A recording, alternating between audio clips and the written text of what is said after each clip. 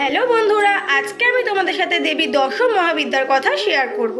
দেবী দশম মহাবিদ্যা হলো হিন্দু শাস্ত্র মতে আদ্যা শক্তি দেবী পার্বতীর 10টি রূপের সমষ্টি, যা মহান জ্ঞান নামেও পরিচিত। তোমরা কি জানো এই দশম মহাবিদ্যা কারা? শোনো তাহলে।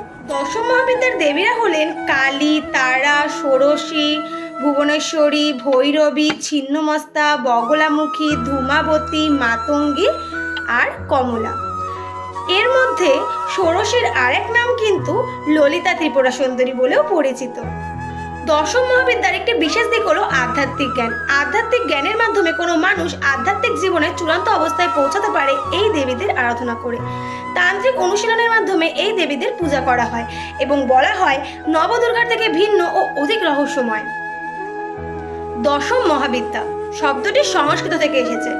দশা মানে 10, মহা মানে মহান এবং বিদ্যা মানে জ্ঞান।